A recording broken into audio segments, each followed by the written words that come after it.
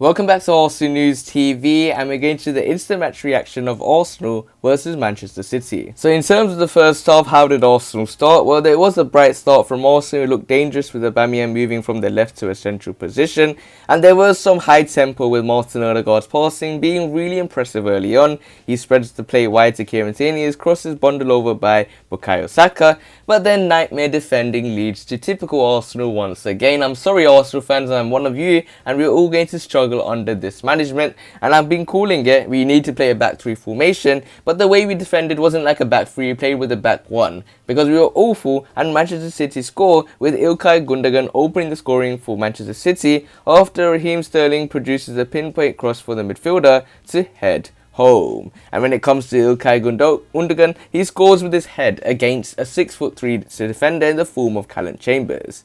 And then what happens? Arsenal concede once more, and it becomes 2-0 for Manchester City, and it gets really embarrassing for the Gunners as Manchester City take a free kick short, and it's crossed in by Gundogan. Cedric misses the ball, and it comes to Ferran Torres, who fires it in to the nets. And when it comes to Arsenal, I seriously don't understand their mentality. They were playing in a sort of different style of formation at the start. You saw Smith Rowe coming inside, giving problems for the Manchester City defence in the first 5 minutes, but then all of a sudden after they concede, they have everyone at the back. There's one, it's at one with Aubameyang with 4 at the back with 5 behind him, and it was just awful again. Arsenal just went back inside, they sat deep, and they conceded the second goal. And it's awful from Arsenal, it's embarrassing for Arsenal, and I'm really sad.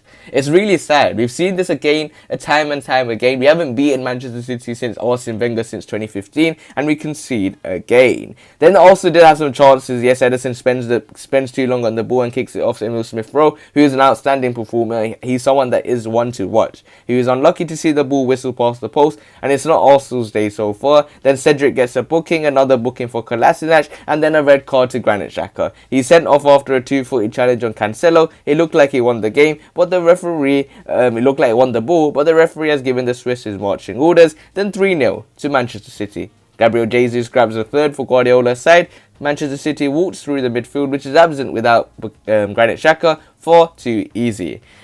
And it's awful again from Arsenal, awful defending, typical Granit Xhaka. I don't know why he's been given a contract extension. I've been calling it from the start. I don't know why the fans just all of a sudden, when he's given a contract extension, he has one good game, the Arsenal fans get behind him, and it turns out to be like a very good move. Yes, 20 million euros was a bit too less for a player like Granit Xhaka, but Xhaka at this club with the new contract extension, yes, he's been added 2 more years, is not good business by Mikel Arteta. We have players such as Lucas Torreira that he can't even make it into the team. Players such as Matteo Guendouzi who can't make it into this team.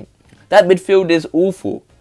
We got a player in Martin Odegaard. He was brought in as a number 10, someone that can play in that number 10 position. Yes, I would like to see him in that number 8 position. But the midfield is awful. There's no steal. There's nothing. And there's people complaining that we don't need Yves Bissouma at this football club. I'm sorry, but this is awful from Arsenal. This can't get any more worse for the Gunners. They conceded 3 goals, a red card, and absolute mountains to climb in the second half. And there's only one thing that's going through my mind right now, is the fact that that All or Nothing series has to show everything that happens inside that Arsenal ground. Because I want to see what Mikel Arteta says after this game, because this is really, really stressful in terms of my opinion. So moving into the second half, did anything change? Well, no. Because, once again, Arsenal conceded the 4th goal, literally. Had some moments where they looked like they were going to do something. Rodri bends it in an effort from distance after a weak bit of closing down from Mohamed Elneny to make matters even worse for Arsenal. And it's nearly 5 as well when Bernardo Silva crosses deflects just beyond Ferran Torres, who is sliding in the back post, and it's still 35 minutes to go for Arsenal. Then Lacazette comes on for Pierre-Emerick Aubameyang and takes the captain's armband. Then City have brought on Raheem Sterling and Riyad Mahrez to give the phrase that when it rains pour, it's a whole new definition here.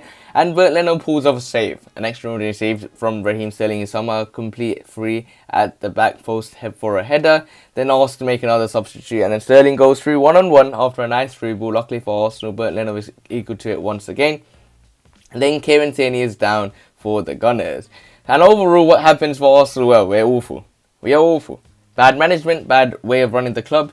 What was the transfer strategy? Mikel said it will make sense. Yes, it makes sense that yes, we're building for the future, but we need players that can play here and now. It's not going to be like have players that can play for the future and get relegated now, and then those players don't want to even play for this football club after their contracts will run down after 5 years. So it's not making sense. We're awful as an institution. I think the only positive right now is the fact that the Qatari owners want to take over at Arsenal. There's no better time to take over. Yes, we wanted Danny Ek to take over. Yes, we wanted Alisha Dangote to take over, Alisha Usmanov. These are people that want to take over at Arsenal. Yes, we need investment because there's a lot of things that is wrong with this football club. I think the all or nothing show needs to show everything. Yes, sorry guys, I've turned out to be a rant because there's moments now which I have to explain the truth now, because all this time I keep it quiet, I try to be calm, I try to keep the happiness as an Arsenal fan, but I'm really sorry if you guys don't like me being like this, but I have to tell the truth now. We're being awful. I'm going to break it down. What is wrong with the Gunners? It's gone to the point where we're feeling sorry for ourselves. The other teams are feeling sorry for Arsenal. We've just conceded 4 against Man City, 2 against Chelsea, 2 against Brentford, and we're bottom of the league. We're 20th. We're 20th in the league. We're 20th in the league. I don't know how many more goals Man City is going to score because I don't have time to watch it anymore. It's just bringing in stress. It's just making so many fans get more and more sad. And there's people in that team that I think is decent. We got Erdegaard here. I think he's decent. He's a very good player. And I feel sorry for him to come to the football club that we're in right now. We need players like him to make a difference. Kieran Tierney, Emile Smith-Rowe. These are players that want to play for this football club, want to make a difference. I think the main problem with Mikel Arteta is the goalkeeper needs to change.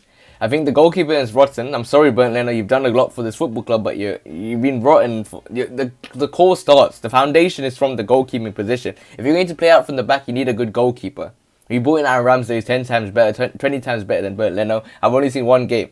And the only one game I've seen in Aaron Ramsey which I've said that he's better than Bernd Leno, I don't care if he's bad at shot stopping or whatever. He can play out from the back. His distribution is good. I don't know if he's going to get bad after being with Leno, learning from Leno, and then he's going to turn out to be an awful goalkeeper and then turn out to be a meme once again, as Arsenal are a meme at the moment. Then you got people like Arteta, he's playing Kolasinac. He's been linked with the move to Fenerbahce for the last 2 years, but he hasn't made the move.